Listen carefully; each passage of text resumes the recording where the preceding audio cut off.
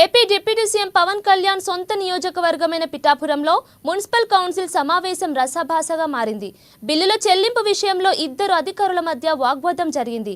ఇక municipal commissioner Kanaka Rao, DE Bhavani Shankar మధ్య మొదలైన ఈ గొడవ వాళ్ళిద్దరూ తన్నుకునేదాకా వెళ్ళింది. కొంతకాలంగా కమిషనర్ కనకరావు, డిఈ భవానీ శంకర్ మధ్య గొడవలు జరుగుతున్నాయి. ఇక ఈ క్రమంలోనే ఇటీవల జరిగిన ఎన్నికల సమయంలో డిఈ భవానీ శంకర్ సెలవులపై వెళ్లారు. దీంతో పలు బిల్లుల చెల్లింపులకు సంబంధించిన ఫైల్స్ పై డిఈకి బదులు ఈఈ చేత కమిషనర్ కనకరావు సంతకాలు చేయించుకున్నారు. ఇక దీంతో ఇద్దరి మధ్య విభేదాలు తారాస్థాయికి చేరుకున్నాయి.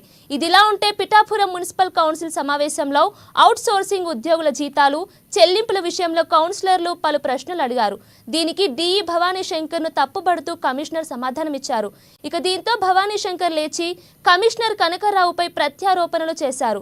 వాగ్వాదంతో మొదలైన ఈ గొడవ పిరిగుత్తులు గుద్దుకోవడం దాకా వెళ్ళింది. అది చూసి కౌన్సిలర్లు షాక్ అయ్యారు. ఇద్దరి మధ్య గొడవ ముదరడంతో వెంటనే తోటి ఉద్యోగులు కౌన్సిలర్లు కలిసి వారిని విడిపించారు.